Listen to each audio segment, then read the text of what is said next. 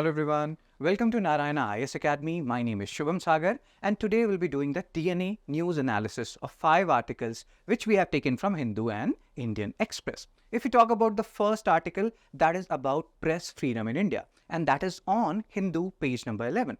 This particular article is talking about whether the press freedom is getting compromised in India or not, and we'll try to see whether it impacts Indian elections as well. Now, if we talk about the second article, that is about reservation within constitutional bounds, which is again on Hindu page number 12. And this particular article, reservation within constitutional bounds, there are different political parties, they have their own opinions on it, and we'll be trying to see it from our exam perspective, whether 50% cap should be removed or it should stay, and what should be the way forward of the reservation system in India. If you talk about the third article per se, so that is related to GS paper 3 environment, and we are talking about an organization called NGT, National Green Tribunal. And National Green Tribunal has asked certain data from Assam government regarding construction in protected areas. Because again, here we are talking about a tussle between sustainable development and environmental conservation as well as economic development. If we talk about the fourth article, there we are talking about a convergence between AI and cybersecurity. We are talking about generative AI, and because of that generative AI, there has been 1,267% increase in phishing incidents from 2022. So we need cybersecurity. Up to what extent we'll be talking about in this particular article. If we talk about the last article of today, that is about COVID vaccine, and people are panicking about it. We should be seeing it from scientific point of view rather than alarmist point of view, and we'll be having a detailed discussion on the last article. That is no need to panic. Apart from all these 5 articles, we'll also be solving some prelims practice questions as well as mains question so that we are fully ready to conquer UPSC. Let's start the DNA now. Hello everyone, moving on to the first article, and here we are talking about the Freedom of Press Index, our independent journalist on YouTube replacing TV journalist. So why this particular news we are talking about? Freedom of press, press freedom index, Reporters Without Borders, and UPSC generally asks questions on these areas. They ask questions on global gender gap index, so we have to be ready for all eventualities. Now, so if we talk about this particular article, so journalism, fourth pillar of democracy we say, and is this particular journalism getting compromised to a certain extent or not? Transparency and accountability is there in our GS paper 2 syllabus, and that's why we are talking about this particular article. It is important from both pre as well as mains perspective. So as we have discussed in GS paper 2, transparency and accountability, they are 2 important keywords along with e-governance as well. And as we are discussing that this particular freedom index, and which was published by Reporters Without Borders. So these kind of index UPSC does ask, and you can see this, that in UPSC pre-2017, they have asked on who publishes Global Gender Gap Index. We are currently not very focused towards knowing the answer. Although the answer is World Economic Forum, I'm just telling you the trend. You have to see the trend. You have to understand which areas we have to focus on as a UPSC aspirant and what are the areas which we can ignore. Sometimes what happens, we devote too much time on Hindu and Indian Express. We are reading it for 3 hours, 4 hours. But when you're reading like this, you're corroborating it with syllabus, you are knowing which areas to focus on and which areas to avoid. So let's talk more about this particular article. More and more Indians, currently what is happening, they are turning to YouTube, they are turning to Facebook rather than traditional TV channels, because there is a conception among them that these particular social media, they are focusing or telling more truths. But is that particular thinking true or not? We have to talk about it. Now here, impact of social media on information. The shift to platforms like YouTube and Facebook, and here also pay a specific attention here, because the point is sometimes we feel like social media, that is only Facebook, even YouTube, even Netflix, all these are also coming under the domain of social media, and that we have to keep in mind. So they are saying that in this particular area, there is a broader trend that people are seeking more and more trustworthy sources of information on YouTube and Facebook. And this is happening from, let's say, 2023 onwards. This trend has started from 2019 onwards. This has gained traction from 2023 onwards, and we have to be very particular about it. So now Press Freedom Index 2024, which is very important from exam perspective, because this is not like a story session where we are reading something from story perspective. Story is important, that gives you an idea, but you have to understand that this is actually important from exam perspective. So World Press Freedom Index, compared to last year, our ranking has improved. Last year our ranking was 161. Currently we are at 159, but still the countries from which we are having a comparative analysis are 180. So it's like we are topping from the bottom and there is so much we can do.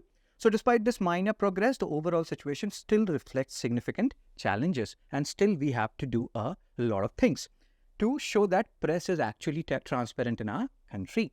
So concerns highlighted included violence against journalists, media partisanship, and all these things, high level of media ownership, concentration, which tends to undermine the diversity and independence of the press. And we have to uphold the independence of the press because journalism or press is the fourth pillar of democracy.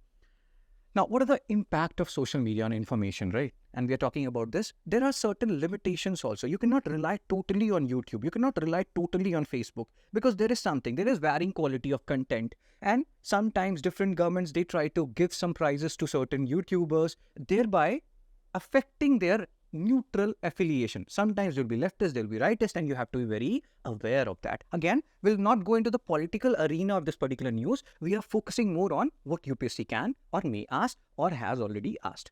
So now if we talk about independent creators on YouTube, often not traditional journalists, are both seen as problem and potential.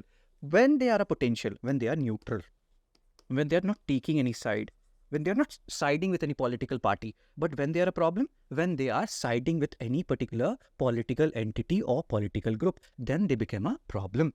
So regulatory challenges, Broadcasting Services Regulation Bill 2023, and they are trying to bring these YouTubers and Facebook people under the ambit of government regulation. So what can happen? Our freedom of speech and expression can get compromised, and this particular point you also have to keep in mind, right?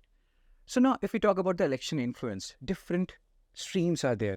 Our mainstream media is there. Our digital media is there. Are they compromising our neutrality? Are they compromising the election result? And this is also an important part which we have to keep in mind. So all in all, in general, what this particular article is talking about, that we have to be very aware when we are going on these social medias or mainstream media, we have to be having our own mind per se, where we are taking some information not on the face value, but we have to also corroborate it with other sources. If you're seeing national media, we can see international media, we can corroborate the information, and then we can come to a definite conclusion. And that's what this particular article is saying. The narrative on YouTube has become an important aspect of election strategies with both positive and negative implications, because we know how big a tool this particular social media, that is YouTube, is.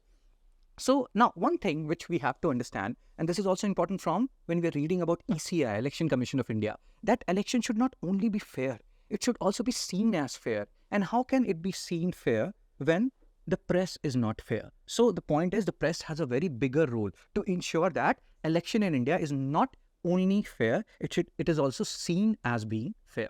So if we conclude this particular article, what we are talking about, that the evolving media landscape, as evidenced by the growing popularity of YouTube journalists and creators, is shaping how narratives are set and consumed. People are creating narratives. People are creating views in your mind, and we have to be very mindful about it. That this trend suggests a broader democratization of information and narrative control, which could potentially influence future election outcomes and political discourse in India. There was a time here, what is happening, this particular news is mixing with science and tech, because there was a time this AI boom and everything, fourth industrial revolution was happening, and people were saying that our jobs will be lost. AI will be replacing our jobs. But because of this fourth industrial revolution, digital data, etc., jobs like YouTuber came into vogue. And we are seeing that no, AI is not completely replacing us. New kind of jobs are being created. Other people can become YouTubers, and we can have our own views, and we can shape other people's views. But that is the area where we have to be very mindful which kind of views we are creating, whether we are being neutral or not, or whether we are leftist or rightist. However, it also raises concern, this whole social media, about the quality and credibility of the news being consumed, given the high level of misinformation and the lack of transparency on these platforms. So we have to be very mindful about how we are consuming things, how we are taking things. We shouldn't be taking anything at face value. Moving on to the second article. And this is a very, very sensitive issue. This is an issue about reservation within constitutional bounds. Very sensitive issue, and we have to be very sensitive about it. We cannot make any jokes here. Now, if we talk about the reservation policy, there was an Indira Sahni case which put a cap of 50% on reservation. And the initial criteria was social justice. Social justice.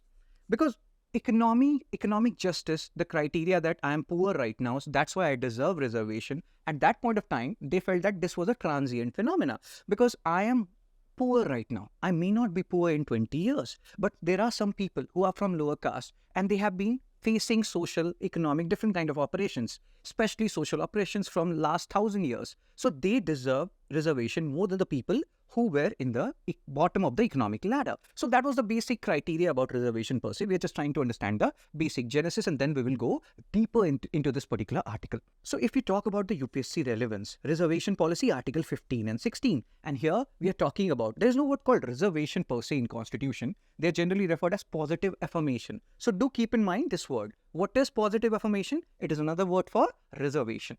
UPSC syllabus, Indian Constitution feature amendments and policies and interventions. Plus, this is a part which is also there in the fundamental rights. So we have to be very aware of it. And we have similar kind of questions like NCSC can enforce the implementation of constitutional reservation for scheduled caste in the religious minority institution. And that was asked in 2018. So we do get these kind of questions. And reservation is a very sensitive topic and we should be knowing about it, what is going on currently in our country, what are the views of different political parties. Again, we'll not go into the political arena of this particular news, but we are trying to understand what these political parties stands for, whether they want to remove the 50% cap, what they want to do. And that is what we are going to talk about in this particular article. So context, political debate in India centers around reservation policies with BJP and Congress at odds over caste census and 50% cap on reservation. If I just tell you, in exam, you don't need to write the name of these political parties. Always avoid like political inclination. Don't show your political inclination, whether you're leftist or rightist. You have to be a centrist. So here what is happening, but still we have to understand. Congress is talking about removing 50% cap on reservation. And they are also focusing on, or they're stressing on caste census, that should happen. And that is what they are talking about. And that's why this is written here. So while the Constitution allows for affirmative action, what is affirmative action? Another name for reservation. Right. And to address historical discrimination, questions arise about its implementation and inclusivity. If we are talking about reservation, are we providing reservation to the people who actually need it? That is the question. Particularly regarding subcategorization. Now, what is happening? There is again, we will not name any political party here. Some people want to include Muslim community within the OBC category. Other things are going on. How far this is correct? How far this subcategorization should go? And that is the actual issue. Particularly regarding creamy layers extending benefits to marginalized communities like Dalit Christians and Muslims. So if we're talking about reservation, you should know about a committee called Sachar Committee. That was, they published a report in 2000s and they said that the condition of Muslim in India is worse than that of SCs and STs. So all these things we have to keep in mind when we are reading about this particular article. Balancing social justice with constitutional equality remains the challenge amidst ongoing discussion and proposed reforms. If we are continuously increasing the 50% cap, what will happen to the people who belong to the general category? All these things we have to be keeping in mind. So now, the constitutional framework and affirmative action. 15 and 16, it talks about right to equality per se, but there are some exceptions given to people who have suffered social injustices in the past, and that is known as affirmative action or reservation. Reservation in admissions, in educational institutions and public employment. That's what we are talking about. Here you are seeing a word, S and EBC, that is socially and economically backward caste, including OBC, SC and ST. Up until 2021, we only had one criteria, that is social justice. Then came the EWS, economically weaker section thing. Then came another judgment which uphold reservation on the basis of economic criteria. So we'll talk about it. So in the landmark Indira Sahani case, again, focus from the UPSC perspective. These cases are very important. Indira Sahani case associated with reservation. K.S. Puttaswamy case related to right to privacy. Then there are Navteej Johar versus Union of India related to same-sex marriage. So you should be knowing about these important Supreme Court judgments. They can be asked in pre or in UPSC means. The Supreme Court upheld the reservation quota for OBC, SC and ST while imposing a cap on 50% on total reservation. But many state governments, they tried to increase the threshold of 50% and different cases went to Supreme Court. Okay, so we'll talk about it later on as well. So this was to preserve the basic structure of equality in the Constitution, that general people who lie in the general category, they are not getting discriminated here. So here the court introduced the concept of creamy layer within the OBC category, and the basic criteria was economic in nature. Now, if we talk about the Janhit Abhiyan case, Indira Sahani case, you cannot forget it. You must not forget it. Keep it in your mind always. Very important case. So Janhit Abhiyan case, this is the latest case, right? make a list of all the important Supreme Court judgments and paste it on your wall. It will help you a lot in your preparation. It provided clarity on the use of economic criteria. Up until now, up until 2021, social justice, social criteria was the criteria that there are certain people who have been socially discriminated in the past. So we'll be giving them reservation on that criteria. Now, economic criteria was also included after this Janhit Abhiyan case, and that's why we have to remember it. The Supreme Court, by a majority decision, upheld the constitutional validity of the reservation for EWS section, affirming that economic criteria could be a basis for reservation alongside social and educational backwardness. This ruling expanded the scope of affirmative action in India, and again, affirmative action is reservation. So do remember these two cases, very important case. Fine. Now, if we talk about what is happening in other parts of the world, are the countries like US, UK, France, all these countries, are they providing reservation to their people? And if they're providing reservation, are they providing reservation or affirmative action in the same way as we are providing? So US, yeah, they do provide affirmative action, or they do provide reservation to African Americans and Latin Americans. UK, they provide reservation in education and employment and other areas as well, but they are not pinpointing any particular group. Here the key word is disadvantaged groups. They're providing them reservation. France, again, they are not providing on the basis of race or ethnicity, whether you are a Muslim or Jew or Parsi or Christian, not on that, but focuses on educational measures to enhance opportunities for low-income students. Now, if we talk about different, again, we are doing the comparative analysis, reservation in India, affirmative action in India versus reservation in rest of the world. So fair admission versus Harvard case in US, it talks about differing approaches to affirmative action. There is no one-size-fits-all approach when we talk about reservation. It varies from country to country, and it will keep on having that phenomena. This thing will keep on going because every country is unique in their own way.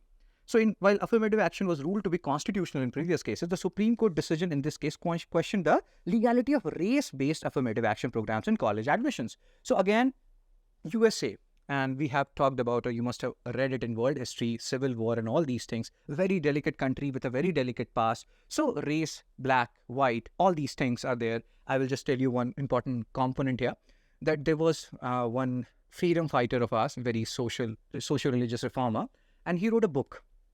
Jyotiba Phule, his name was, and he wrote a book called Gulamgiri. And in that book, he said the people of lower caste in India, their condition is comparable to the people called slaves or blacks in America.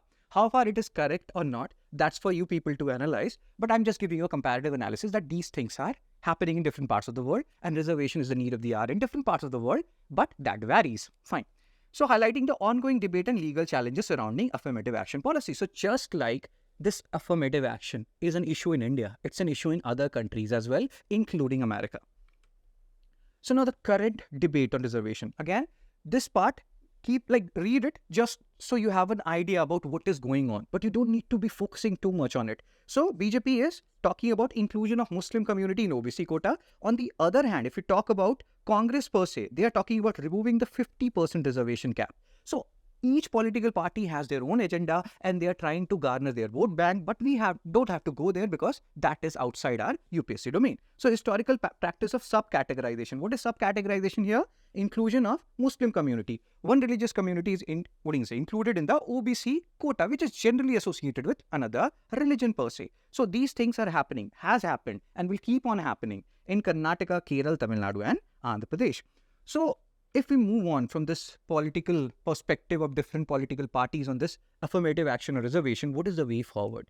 What we should be doing to make this matter more sensitive so that more people can come on the same ground, because this has created differences between us as well, this reservation or affirmative action policy. So way forward, emphasizing the role of reservation as affirmative action to rectify historical injustices and promote social justice while acknowledging the need for continuous evaluation and adaptation of policies. Generally what happened, if you read Constitution, if you read different books, you will realize that this was for a brief period. This reservation policy was to be, or has to be continued for a brief period, 10 years, 20 years, but it is continuously extending. So there has to be a limit to it. We have to see people who actually need it, people who don't need it. And that's how we can create or bring more people on the common ground rather. The establishment of the Rohini Commission. Remember these commissions also, they generally ask you. Commission and committee, Ashok Dalwai Committee, Rohini Commission. So again, make a list of all the commissions, just like you're making a list of important Supreme Court judgments. To recommend sub-categorization among OBC caste highlights the efforts to address issues of representation and equitable distribution of reservation benefits. And again, there is a talk about former CJI. What is CJI? Chief Justice of India, KG Balakrishnan, who is saying that we have to extend scheduled caste reservation to Dalits who have converted to religions other than Sikhism and Buddhism, demonstrating ongoing efforts to address discrimination and ensure inclusivity within reservation policy. If we talk about here, we are talking about Sikhism and Buddhism per se. So we remember B.R. Ambedkar sir, because he was very frustrated with all this caste and class categorization within Hinduism. And in the latter part of his life, he converted to Buddhism. And many lakh people converted to Buddhist or became Buddhist along with him, and they were called as Neo-Buddhist. And that's why you see a very large chunk of population in Maharashtra who are Neo-Buddhist. So again, just an additional point which I am telling you here. Fine. So these are some important areas which we have to keep in mind, and we have to extend reservation benefits, implement appropriate creamy layer, and ensuring equitable distribution to marginalized communities. That will reflect the need for a balanced and comprehensive approach to affirmative action. So what are the things which are actually important from exam perspective here? Remember, what is affirmative action? Which fundamental rights are dealing with affirmative actions? And what is Indira Sahni judgment? What is Janhit case? What happened in Janhit case? When was the social justice criteria included? When we added the economic justice criteria in this whole phenomena? All these things are very important, and that will give a bigger perspective on affirmative action. Now moving on to the third article of the day, that is polling booths in forest, NGT seeks Assam government's reply. Again, we have to focus on what are the important areas which UPSC is going to ask from this article, rather than just reading it verbose. So NGT, National Green Tribunal, and this is actually important. National Green Tribunal, how they can frame questions and how they have framed questions in the past. NGT, whether it is a statutory body or it is a constitutional body.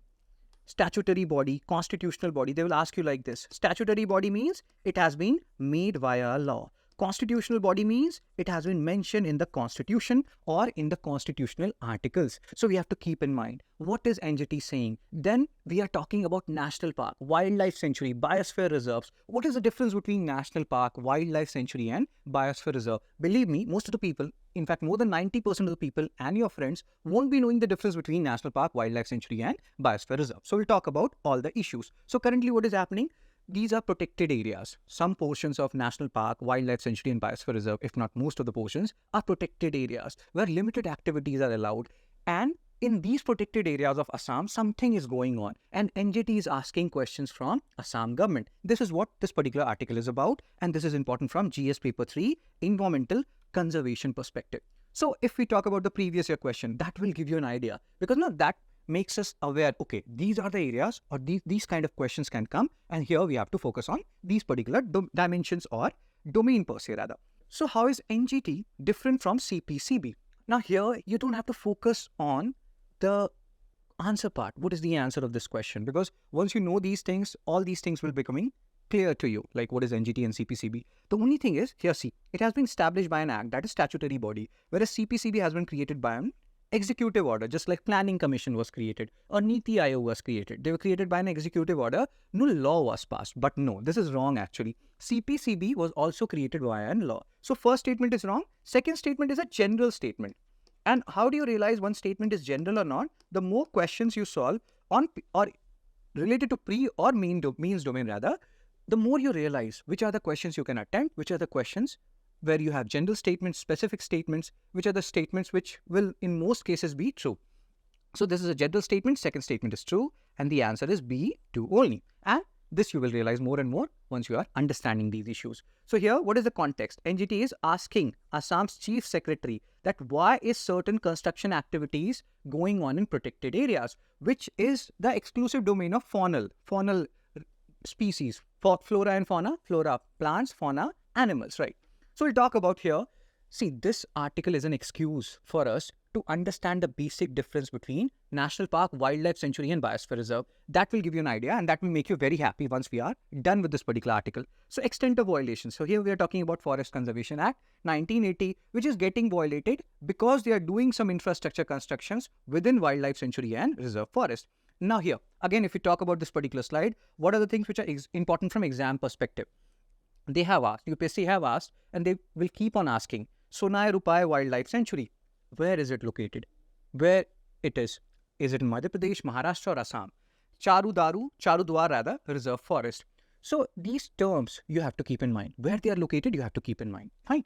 Total area, whether it is 220 square kilometer or 400 square kilometer or 500 square kilometer, that doesn't matter. The point which matters is these areas, like Wildlife Sanctuary, Sonai Rupai, where it is, and Charudwar, where is it located? Now, this is the most important part of this particular article. The difference between National Park, Wildlife Sanctuary, and Biosphere Reserve. So there are certain things which are written here. I will just give you a brief summary first, and then you can have a look at this particular slide. So what happens? National Park, Wildlife Sanctuary. So Wildlife Sanctuary is generally for faunal preservation. Let's say there is some tiger in a particular area that needed to be preserved. So you create a Wildlife Sanctuary. National Park, they are generally created for preservation of both flora and fauna. Both plant and animal preservation, we have National Park. Biosphere Reserve is a superset. What does superset means? That one Biosphere Reserve can have multiple National Park and Wildlife Sanctuary. So, hope you are understanding this. If we are considering National Park and Wildlife Sanctuary as subset, then in that scenario, Biosphere Reserve is a superset. One Biosphere Reserve can have multiple National Park and Wildlife Sanctuaries. Then there are other differences which is written here. State government gives notification for establishment of National Park. State government gives notification for establishment of Wildlife Sanctuary. And then Biosphere Reserves are created mainly under the guidance of UNESCO Men and Biosphere Program, MAB. They can directly ask you that this Men and Biosphere Program works under the aegis of, and then they will give you UNESCO, UNICEF, this and that, FAO. So you should be remembering UNESCO. That's it. And again, the restrictions are more in National Park as compared to Wildlife Sanctuary. And then since Biosphere Reserve is a mixture of both National Park and Wildlife Sanctuary, so the restriction criteria per se, it varies. So that's what it is written here. Kuno National Park, Kaziranga Wildlife Sanctuary, Nanda Devi Biosphere Reserve. Again, a homework for you people. Find out where is Kuno National Park, in which state it lies. Find out where is Kaziranga. This is actually easy. Most of you must be knowing about it. Where is Nanda Devi Biosphere Reserve? Find out all the Biosphere Reserves which are under UNESCO MAB program, Men and Biosphere Program. Hope you are getting some idea about the difference between National Park, Wildlife Sanctuary and Biosphere Reserve. If you're understanding this, this article is like successful. You must be having good feelings about it. Fine. So now let's talk about NGT because questions have been asked about it. It is a statutory body. That means it has been made via law. Right? And it was made in 2010. Sometimes they do ask dates as well. Purpose is because Supreme Court, High Court, all these courts, they have so long pendency. There was an economic survey data that average pendency in Supreme Court is around 5 years. So if I'm filing a case right now, the chances are I'll be getting the judgment 5 years after. So to expedite the cases related to environmental concerns, we have this NGT, National Green Tribunal, because we don't want to overburden Supreme Court and High Courts, which are already burdened with so many cases, right? So that's what they are talking about. Jurisdiction, enforcement of legal rights related to the environmental relief and compensation for damages. And again, one important point. So we have something called IPC. We had something called CRPC, but now it has been, the name has been changed by our current government. Indian Penal Code, Criminal Procedure Code. So this NGT, it is not guided by neither IPC nor CRPC. It is guided by principle of natural justice. Very important, very, very, very important. And so many questions have been asked on it. What is principle of natural justice? It does not have too many laws, principle of natural justice. It's just like if the case involves you, you should not be the judge. Second, there should be a fair trial. So that is, if you are ruling, you should rule without bias. So if the case is happening, I will reiterate it. If the case is happening, you should not be the judge of your own case and you should be ruling without bias. So these two things, if you are satisfying, that means you are following the principle of natural justice, and NGT is guided by principle of natural justice rather than IPC, CRPC or Civil Procedure Code, etc., etc. Fine. And they have to dispose the case within 6 months of filing of the cases. Unlike Supreme Court, where we have just seen that the average pendency according to economic survey was 5 years or more. So that was all about this particular article, and please revise it. Please revise the difference between National Park, Wildlife Sanctuary and Biosphere Reserve along with NGT Act, when was it passed. All these points are very important from exam perspective. Moving on to the fourth article of the day. Ab ye jo article hai, which is talking about AI. AI is in news yatra tatra sarvatra. What does it mean? That it's in news continuously. Every third day, fourth day, you're getting a news on AI. Like 3 days back, we heard about something called AGT, Artificial General Intelligence. What is AGT? And now we are having AI, and we keep on talking about it because this whole first industrial revolution, second industrial revolution, third industrial revolution, fourth industrial revolution keeps on popping up. First industrial revolution, it was about cotton, right? 1760s we talk about, 1760s onward. Second industrial revolution, we talk about mass production, a railway, it came into operation. Third industrial revolution was in 1990s when internet was discovered. Currently, we are going through fourth industrial revolution, which is about artificial intelligence, big data, internet of things, etc., etc. And since so many changes are happening every day, we're reading about it some way or the other. So this particular article is very concerning in nature because they're talking about, as we have started using more and more AI, chatbot 3.5 or all these things, ChatGPT 4.0, all these things we are using. So there is a chance of more and more threats, attacks, malware, ransomware, all these things are happening, and we should be aware of the cybersecurity phenomena. That's what this particular article is talking about. So relevance, what is the UPSC relevance? In GS paper 3, we have something called awareness in the field of IT, information technology, computers and robotics. Then there is something called Bletchley Declaration. Sometimes what happens, they will ask you this, like Marrakesh Declaration associated with what? Bletchley Declaration associated with AI, and how we can use it in a safer way. Where is Bletchley? Bletchley is in UK, that is England. Fine. So, means question, discuss different types of cyber crimes and measures required to be taken to fight this menace. And this was asked in 2020, where you have to talk about different types of cyber crimes, ransomware, all these things, which will get clearer once we have read this particular chapter. But this is not the only motive of this particular chapter. There's so many things which we have to understand. So generative AI, it's not very different. What you are doing is you're generating text, images, etc. And you can understand this because more or less, many of you, if not all, may have used like this ChatGPT 3.5 or ChatGPT 4.0, right?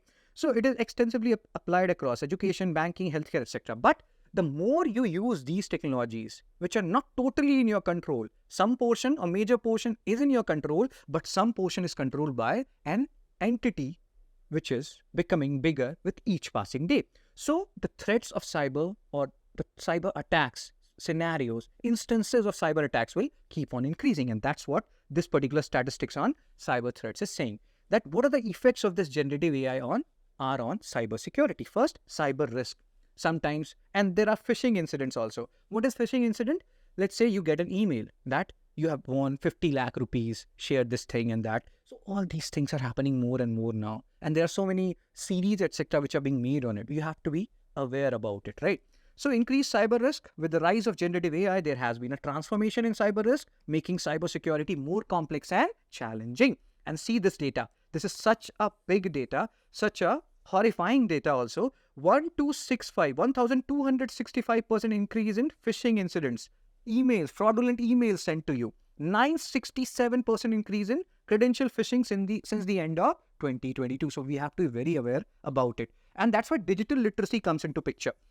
When you read GS paper 2 also, you read about e-governance, that is use of ICT tools for delivery of government services. Then we talk about something called as digital literacy. Maybe I am very literate. Maybe you are very literate. But what about our fathers? What about our grandfathers? Sometimes somebody will send our father or grandfather a message that please share your OTP rather, and you will get 4 lakh, 5 lakh rupees. So we have to create this awareness among our fathers as well as grandfathers. And this is what is digital literacy. And this will play a crucial role in reducing or in us dealing with these cyber threats cases, right? So approximately 75% of cybersecurity professionals have observed an increase in cyber attacks. And this is increasing with each passing day.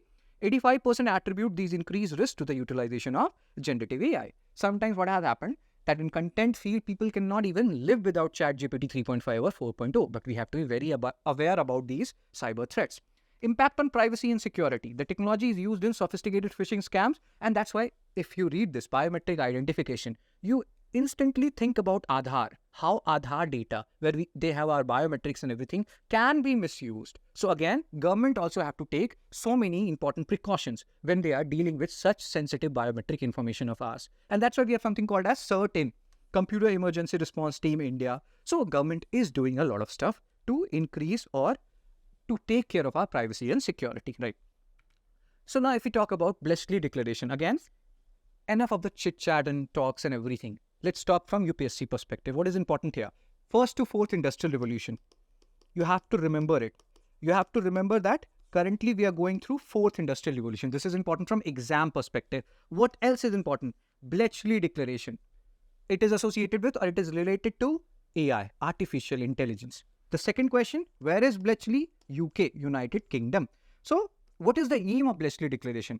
Safeguard consumer organization from the misuse of AI technology. This is but obvious. But the important part was, it is associated with what and where is it located? Global collaborations. People are coming, countries are coming, leaders are coming for the AI Safety Summit, underscoring the national or international importance rather of the cyber threats we are having and how to secure our privacy and how to enhance security in the digital domain. So declaration supports policy-led efforts to combat AI-driven cybercrimes and encourages the improvement of regulations and digital literacy. Now, what is the way forward? How? Because the thing is, AI is not going anywhere, right? It will keep on improving itself. It's like a self-feeding mechanism. There was a movie of Shahid Kapoor also which came, and that also showed us what AI can do. And that is actually not a joke, because movies are a reflection of society. So AI is here to stay. Cyber threats, cyber security, all these aspects are here to stay. So what is the way forward? The way forward is we have to strengthen digital awareness. And that's why we're talking about digital literacy per se. Not in our own generation only, but even in the previous generation of our fathers and forefathers. Corporations should emphasize digital fluency and literacy to help employees identify credible sources and navigate digital landscapes securely. Second point is collaborative efforts. There is a crucial need for collaboration between governments. This collaboration, corroboration, this is the need of the hour in different arenas also. Companies, countries, they have to come together if they want to take decisions on such big scale. Public engagement, incorporating public feedback in the drafting of AI regulations. And then legal frameworks. We need to have legal frameworks because there is a very high chance that these advanced technologies can be misused in some way or the other. So these are the areas, these are the domains where we have to focus when we are talking about AI, when we are talking about cybersecurity per se. Moving on to the last article of the day, that is no need to panic. And again, this is an article which is in news right now. People are talking about suing government that we have taken Covishield or this vaccine or that vaccine and we'll be getting heart attacks. There are so many YouTube videos where people are being shown dying of heart attacks and they have been related to COVID vaccines. And some people are saying that. We are not saying that. This article is talking about that we should be seeing every action, everything, every medicine, vaccine you take rather, they have some amount of scientific. So here what we are talking about is every vaccine has some side effects rather, and we should be seeing it from scientific lanes rather, not alarmist ones. We should not be raising an alarm now because sometimes there's a concept which we read in ethics also, which is called as utilitarianism. Now, what is utilitarianism? Maximum benefit of maximum people. Sometimes there was a case which was associated not directly with COVID vaccine, but there was a Narmada Sarovar Dam issue where dam construction led to displacement of so many people. And there was Narmada Bachao Andolan led by Medha Patkar. But again, there also people were thinking that is this particular thing leading to benefit of maximum number of people? If the answer is yes, we should be going for it. So whether this COVID vaccine helped save life of millions of people, what is the answer for it? If the answer is yes, then we should be ready for the side effects issue as well. And that's what this particular article is saying about. I'm not saying that whatever issues we have, whatever concerns we have are unfounded. It's just that we should be seeing it from scientific lanes rather than alarmist lanes. That's what this article is saying. And this is actually a very, very deep article, very good article. But the purpose here is to study it from UPSC perspective, not just jibber jabber on any stuff or every stuff which comes on newspaper, but from UPSC perspective. So here, GS paper 3 biotechnology, GS paper 2 health. And in that regard, we have to talk about different kind of vaccines, what they are. We have to talk about antigen. We have to talk about antibody. So GS paper 2 health is okay, but this article is more important from GS paper 3 science and tech part. So these kind of questions have already been asked earlier in 2020, pneumococcal conjugate vaccines. So they can ask questions on COVID vaccines, which kind of vaccine it is, what is an inactivated vaccine, etc., etc. So we'll deal with it slowly and gradually so that you can understand it. Out of all the 5 articles, this is the most technical one. And this will require a little bit of study. You have to do it or read it again. So again, this article is saying the importance of scientific understanding regarding COVID-19 vaccine. Sometimes what happens now, we try to create fear or fear mongering is done. So we should be doing away with this fear mongering and we should be seeing things from scientific lens, right? So that was the basic article. And the article was small, but there are so many good things which we can extract from that article. So vaccines. What are vaccines? So these are biological preparations that offer active acquired immunity. And how they give us immunity, that also varies from vaccine to vaccine. And we'll talk about different kind of vaccines. Fine. So they work by exposing the body to a weakened or inactive form of pathogen. This is an external agent. So let's understand this. Let's understand some term. One term is antigen, other term is antibody. So what is antigen? Any external agent which is entering your body, that is antigen. Sometimes in vaccines, antigens are forced to enter your body so that you develop, or there is a reaction from our body. Something is getting produced in our body which reacts against these antigens, and they are known as antibodies. Fine. So these pathogens, these weakened or inactive pathogens, they are introduced in our body, which are actually antigens, and the reaction which happens in our body, the resultant component which is produced in our body, that is known as antibody in simple terms, right? So this simulates the body immune system. What simulates? The antigen simulates the body immune system to develop antibodies that can recognize and fight the real infection if encountered later. Now, the important part, types of vaccine. Pay attention here to this particular portion. Inactivated vaccines. So what is happening in inactivated vaccines? They contain killed version of the pathogens, right? So the pathogens, the viruses, they are killed. They are not in the living state. They cannot be, since they are in the dead state, so they cannot replicate, right?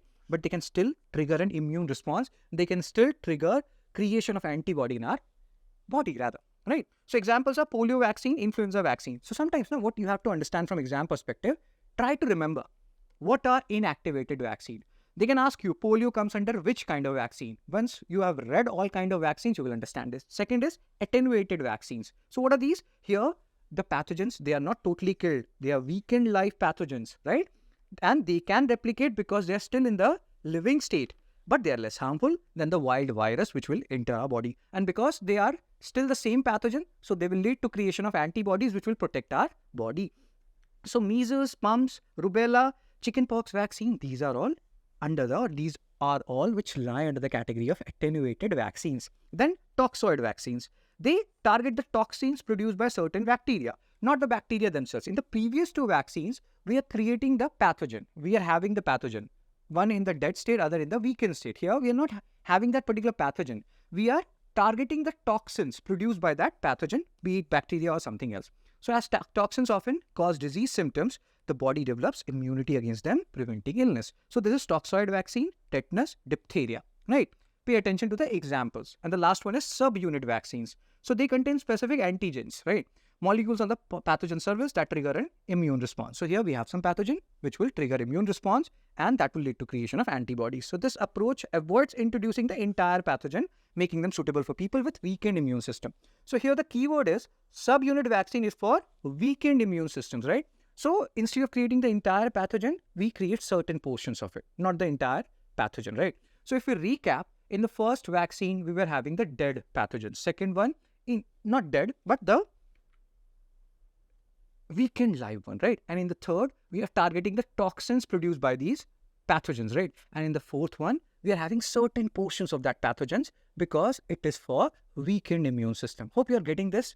Just try to remember the examples here. Read it 2-3 times. Things will become crystal clear once you have solved some examples, questions, which we will be doing later on.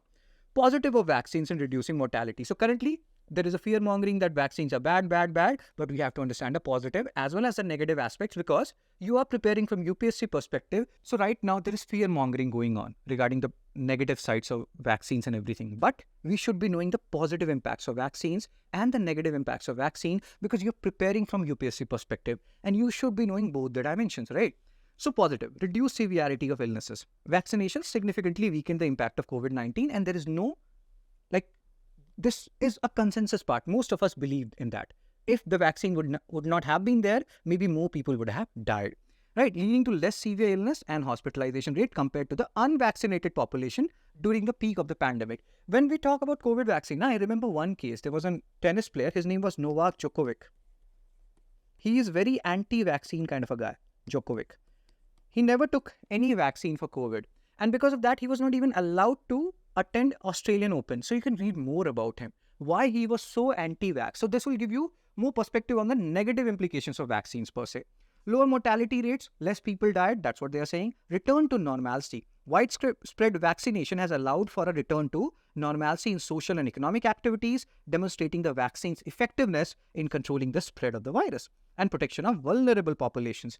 This was like vaccines provided crucial protection. I was in Assam when this vaccine thing was being given, and I've seen people from the lower strata, upper strata, all people were taking vaccination, especially the lower strata people, they were protected a lot. Because if you have read about health, if you have read about health per se, you must have realized that so many people in our country, they go below the poverty line just because someone in their family has encountered a disease. So that's why protection of vulnerable population is a key criteria here. That's what they are saying. Side effects. But again, we cannot ignore the negative impact of these vaccinations. Rare but serious. And heart attacks and all those things, which is related to thrombosis, we keep on talking about it. There's a general murmur going on that maybe COVID vaccine has something to do with it. So while generally safe, COVID-19 vaccines can cause rare side effects such as blood clots associated with the AstraZeneca vaccine. Thrombosis and thrombocytopenia syndrome as a rare side effect associated with the AstraZeneca vaccine. TTS involves blood clots and low platelet levels. So be aware of these side effects, and we have to keep on continuing. We cannot stop. But again, we have to see from the utilitarian perspective whether the positives outweighs the negative. If the positive outweighs the negative, we have to keep on going that particular path. But we have to keep in consideration the negative aspects as well. That is actually important. So what is the importance of ongoing research on COVID-19 vaccine? Continuous research is essential to ensure their continued effectiveness and public health benefits. And what are the breakdowns? Improved vaccines, because again here it is an international collaboration rather. It's not like one country is coming and doing all these things. So that leads to what? Research, better research. And that leads to increased effectiveness in vaccines, longer protection or broader variant coverage, staying ahead of variants, because these viruses, they're continuously mutating. The word here is mutation. They're continuously mutating. So we have to stay ahead of these variants. As the virus mutates, research is crucial to develop vaccines that target new variants and keep the population protected, right? Understanding rare side effects, as we have talked about, and as the murmur goes on, research helps us understand both short-term and potential long-term side effects and how different people respond to the vaccine. This knowledge can be used to minimize risk and personalize vaccination strategies. So, importance, COVID-19 vaccines have been instrumental in saving lives. While the rare side effects exist, ongoing research is key to improvement. We have to keep on bettering ourselves, if that is a word. Just like we do it in our daily life, the same thing will go on for vaccines per se as well. Public trust and a scientific approach are crucial for overcoming vaccine hesitancy and ensuring long-term public health. Right. So that's it for this particular article. Keep in mind the core areas, the different types of vaccines which are there. That will help you in eliminating options which will come in UPSC Pre.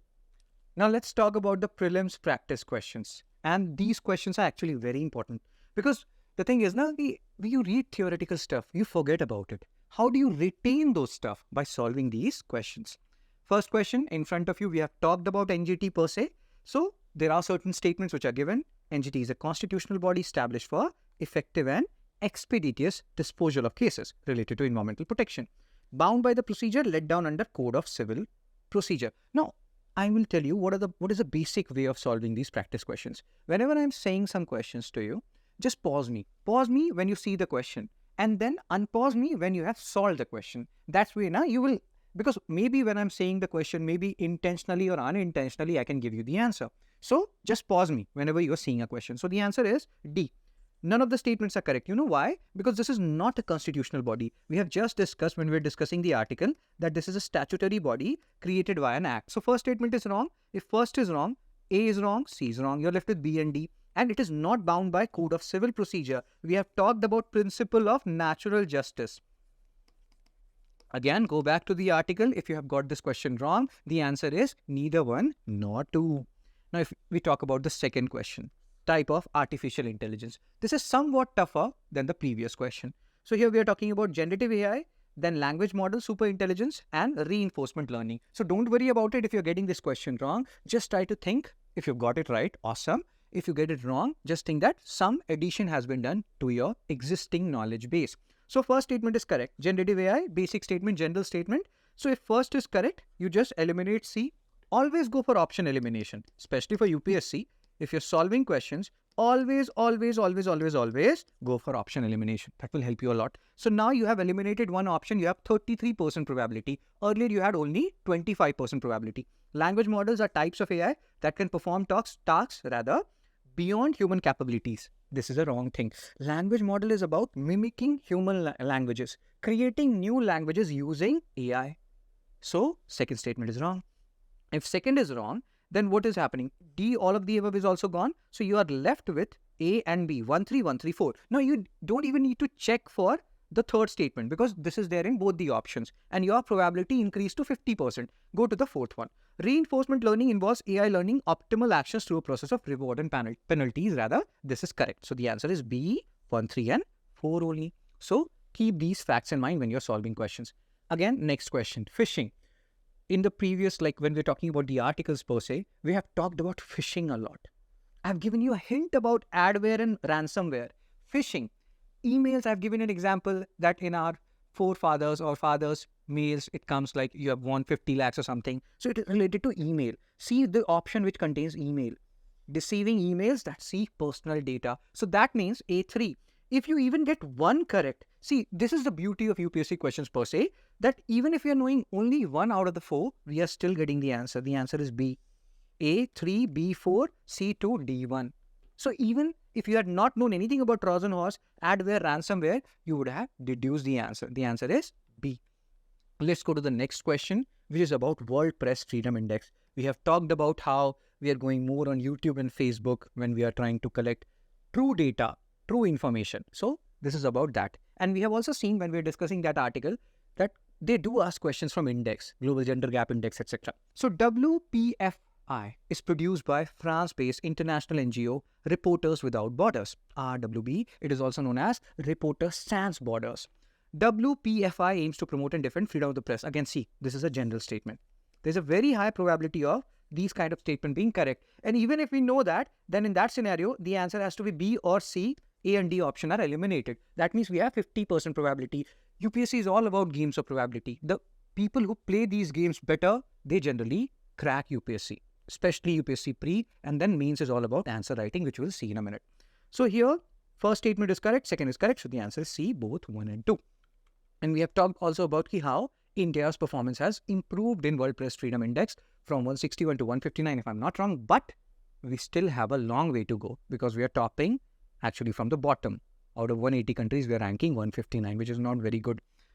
So consider the following pairs related to types of vaccines. This was the last article, if I'm not wrong, where we have talked about different vaccines, inactivated, attenuated, toxoid, subunit. And I have told you that you have to read this again and again, especially read the example part. So here, inactivated vaccine, polio vaccine, pause me before I give you the answer. Attenuated vaccines, toxoid vaccine, they have given the examples and you have to tell how many pairs are correct. This is the recent trend. This is the recent pattern followed by UPSC, right? Where they ask you how many statements are correct. So the answer is all 4 are correct, right? Again, you may have got this question wrong. Many of you may have got this question wrong, but don't worry, revise that particular portion which we have discussed earlier. So the answer is D, all 4. Now let's come to the means practice question. Because once you have cracked prelims marks are qualifying in nature. Then you have to give mains, which would be of 1750 marks. And then you have, once you are clearing mains, you'll be having interview of 275 marks. So means matters a lot. Answer writing matters a lot. So now let's come to this particular question. So this question is talking about examine the effectiveness of affirmative action in promoting social justice in India.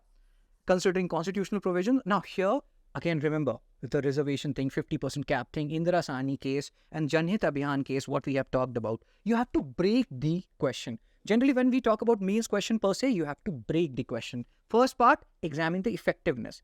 Constitutional provisions, Supreme Court interpretations, need for subcategorization, potential extension. So that means different parts are there. You have to talk about constitutional provision. You will talk about Article 15, 16. You have to talk about Supreme Court interpretation. There you will talk about Indira Sahni and Janhit Abhiyan. Break your answer. Break your answer into different parts. Need for subcategorization. Here you will talk about how Muslim community in certain state are to be included, or there is a demand for them to be included into OBC category. So all these things you have to talk about. It's not like you are saying something or you are taking any particular stand per se. You always have to be neutral. You just have to divide your answer into different parts. So constitutional framework, you will talk about Article 15, 16. Then you can even divide it into different parts, Supreme Court judgments. Then you talk about Indra Sani case. You talk about Janhit Abhiyan case. You also give the year when Janhit Abhiyan case was passed. And you also give what it is related to, EWS, economically weaker section per se. Now, necessity for subcategorization and implication of expansion. So here we can talk about all the things which we have discussed earlier, right? So comparative perspective, that thing which we have discussed in the previous article about reservation affirmative action, where we have talked about how India compares with the rest of the world. What is happening in France as far as reservation goes? What is happening in UK? What is happening in US? So a little bit of comparative aspect you can give here. But sometimes, what happens in mains, I will tell you. Sometimes we start writing what we know rather than what question is asking. So always go back to the question and write what question is asking rather than what you know about that particular topic, right? Conclusion, you can talk about that. It's a cornerstone. We need affirmative action, but we have to be very careful about who deserves this affirmative action. And what about the general category people? Whether they are facing some issues because of this and whether those issues are actually valid or not valid. How much percent reservation is actually good enough? 50%. Do we need a cap on it or should we increase it? If we increase it, what will be the implications? You always have to be balanced, right? India's unique socio-economic landscape demands a balanced and inclusive approach to affirmative action, which would be essential to realize the vision of a more equitable society in India. And that's what we have to keep in mind, right? So that's it for daily news analysis today. Please like, share, comment, and subscribe on this channel. That is Narayana IAS Academy.